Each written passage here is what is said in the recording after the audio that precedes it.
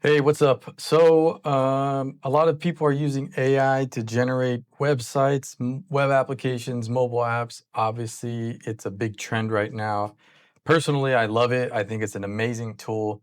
Me, as a non-coder, non-software engineer, uh, I get so much value out of this because it's allowing me to accomplish different projects that I've always wanted to do, but I just never knew how to do it because, I wasn't a coder. But I love AI. I personally use Cursor as my primary source. I used to do a combination of doing documentation preparation in ChatGPT, and then I would migrate over and get into the Cursor environment and start configuring things from that way. Lately, I've started to use the agents window from Cursor, which I'm loving because obviously I'm not messing around with the code files myself. But one of the things that I often ran into as a problem was the design aspect. So on the web applications I'm building or the websites that I would build, I would kind of just tell the AI agent to build stuff with natural language, but I'm not a designer or web designer, so I don't know the terminology that's necessary, and I don't understand how it's structuring the output. I can see it in the local environment, or I can open up the HTML files. I can see the stuff. I just again, I don't code, so I don't know what to reference in specific terms.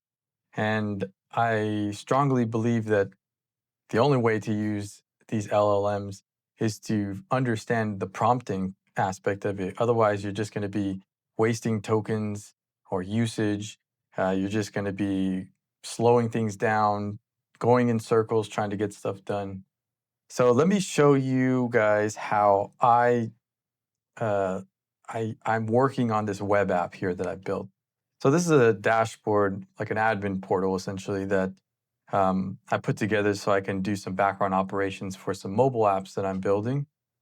But one thing I mentioned earlier was it's kind of hard to design or to get the design things exactly how I want them when I'm just using regular language and trying to chat to the LLM. So I asked the cursor, and by the way, I used GPT 5.5 extra high pretty much on everything when it comes to the initial building and structuring of all of my projects. Now I'm starting to migrate into using the Cursor Auto and also their Composer. I'll end up trying that out.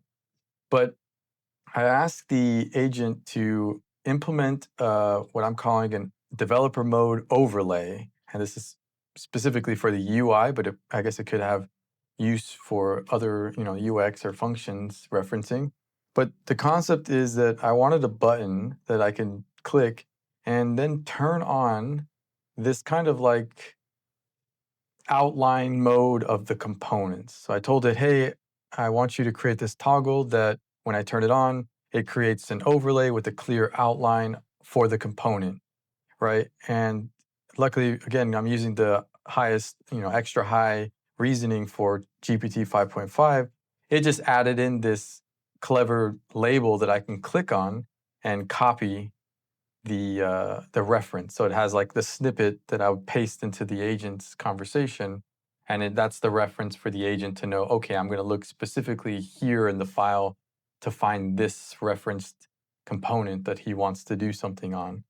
And so this toggle mode has been really, really working out super great for me.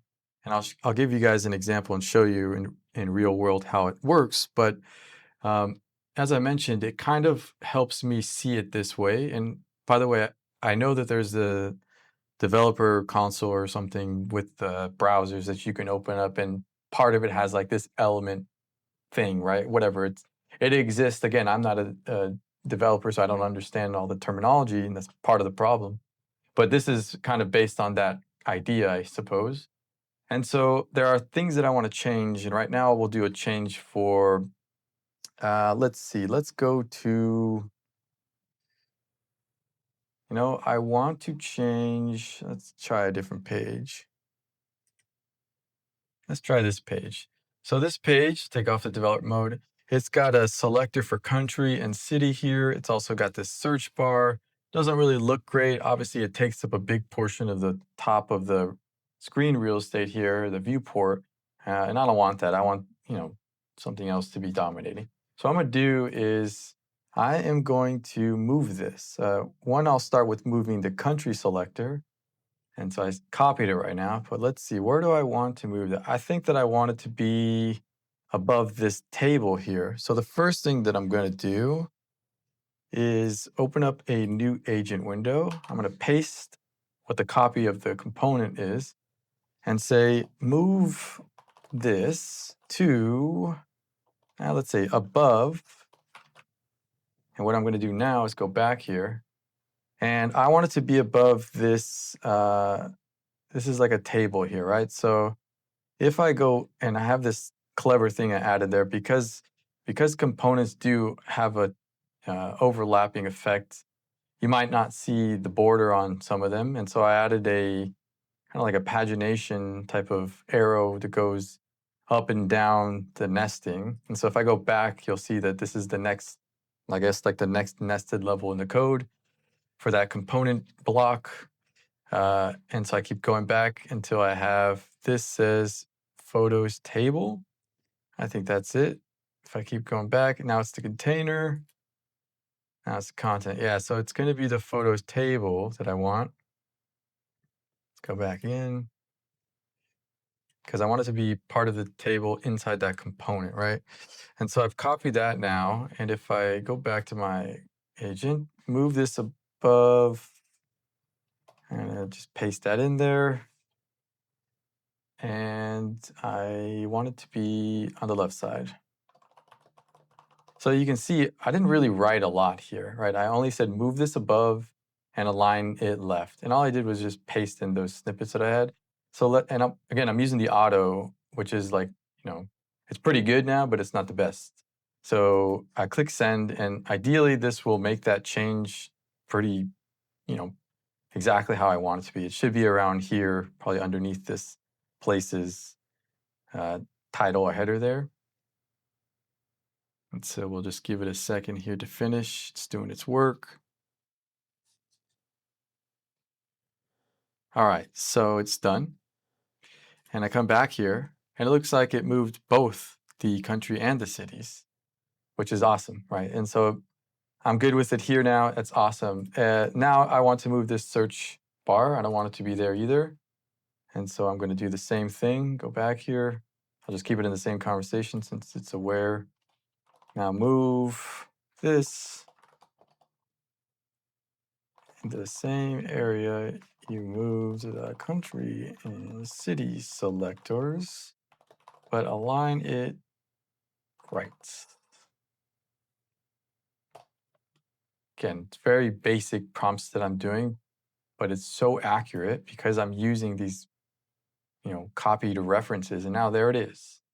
And so that's how easy that was, which before it was, especially for these types of asks, to move things like on top of tables or, in specific areas, it was a pain in the ass because it was always mess up somehow. Even with the 5.5 extra high reasoning, it just didn't work. And again, I think that LLMs are amazing, but they're also like good at doing or like amplifying your own abilities. And so if you're a bad prompter, you're going to get an amplified bad response almost. There's obviously partial truth to that, but really when it comes to these types of precise movements that need to be made or changed in development projects, I think the better and more precision you have in referencing your code base, the absolute, night and day better responses you're going to get in the outputs. So that's kind of like the gist of this developer overlay mode or whatever you want to call it. I would highly suggest that if you're developing a web app or a website, that you make sure that as you're working on the UI, you have your LLM add this button for you so that you can do the same thing, because this has saved me tons of time and tons of headache. You can see, I just moved two things with two basic prompts that I wrote, I don't know, maybe like 10 words total that I wrote, and it got it exactly how I wanted it. So I think this is a huge movement towards like efficiency, and I'm sure that people have figured this out already to their own regard. But for those of you who are like me, who have no coding background, and you still want to be able to do stuff without wasting all day on a fucking UI thing, uh, definitely recommend that. So thanks for watching. Stay in tune. I'll try to share some more tips. Ciao.